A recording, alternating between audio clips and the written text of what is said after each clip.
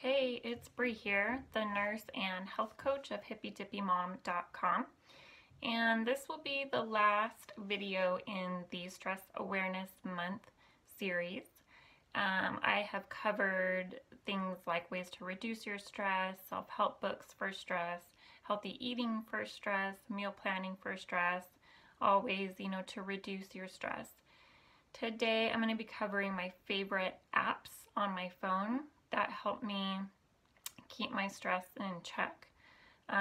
So the first one is Calm. So I've mentioned this in a couple of the videos. I mentioned that meditation is super helpful when trying to reduce feelings of stress and anxiety. I prefer guided meditation just so that I can have that voice to listen to and concentrate on. It helps my mind not wander in a million different directions. So calm.com, it's a website and an app. It's free and they have free guided meditations as well as paid ones. But that is my favorite website and app to use for meditations, and most of their meditations are about 10 minutes long anyway, so not very long. If you don't like Calm, there's hundreds of websites and apps that are all for meditation and all different styles of meditation.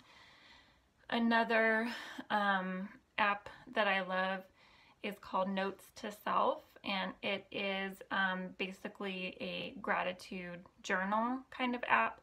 I have looked in the App Store for it recently and I didn't find it in there, so just search for a gratitude journal and find one that you really like. When we practice gratefulness, it's really hard to be stressed out because we kind of go through the day looking more at things that we're grateful for, or we're able to turn stressful situations and kind of maybe turn it more positive. For example, sometimes if we're not paying attention while we're driving, we might take the wrong exit off the freeway. And, if you're running late already, then that could turn into a really stressful situation. But then maybe later you learn that there was a car accident that happened, right around the time that you were going to exit. And, you think, oh, maybe, I could have been in that accident, but I wasn't because I got off on the wrong exit. Things like that. You kind of find the silver lining when you tend to practice gratefulness more. An area that I have really started to practice more gratefulness is with my daughter. I love her to death. She's 6 years old going on 16. She's sassy and just, has attitude and everything.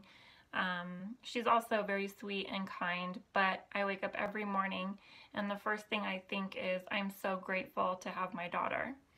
And then really no matter what she, attitude or anything she gives me throughout the day, I'm able to come back to that I'm so grateful to have her. So that really keeps myself in check, so I'm not gonna snap at her or overreact. And I'm really grateful for her. So just, try to focus more on what we're grateful for, more on the positive, and that really helps to reduce stress. So that is, the gratitude journal is the next app that I really like.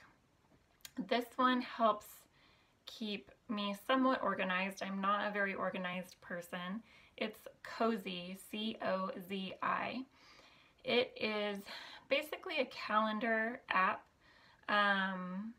but we get the paid version, and then both my husband and I have it on our phones, and it syncs. So I can put something on the calendar and then we'll both be able to see it, and he does the same. So there's no more, what are you doing today? Oh, but I was supposed to do this. Remember we talked about it, and there's no more confusion. We can both look at the phone and everything is right there. It also has an area for lists. So, if I'm going through the kitchen and I notice we're out of something, I can just put it on the list, and then if he happens to stop by the grocery store, he can pull up that list that's synced on his phone, and he can just pick up, whatever we're out of. So that helps reduce stress because I know what he's got going on all the time, and we don't forget as much at the grocery store. So, and it's all in one place. So it's not, you know, a notes app and I'm texting him and the calendar, and, you know, it's not all these different things. It's just the one app. Another app I really, really love is Evernote. So they too have an app and a website. It is free. You can upgrade to a paid version as well. I use it mostly for hippy dippy mom stuff, so blog posts and ideas for Facebook Lives and YouTube videos and on and on and on. But what I love is that the app syncs with, you know, when I log onto the computer, everything I type into it on my phone is right there, and vice versa. So I have a note that's just brainstorming. So if I'm out and about and an idea pops into my head, I know I'm not going to remember it later if I don't write it down. So I just bring up Evernote and type it into brainstorming, and, you know, 5-10 seconds, I have it there. So Evernote is another one. Pandora. I talked in another video about listening to music to help reduce stress. One of my favorite genres of music to listen to when I'm stressed out is like heavy metal, or just kind of that loud, like rock and roll music. And so, you know, Pandora, and you can have your like stress playlist and then just, you know, bring it up. It could be nature sounds, or you know, whatever you feel like kind of relaxes you or gets it out. In another video, I mentioned, or I talked about meal planning.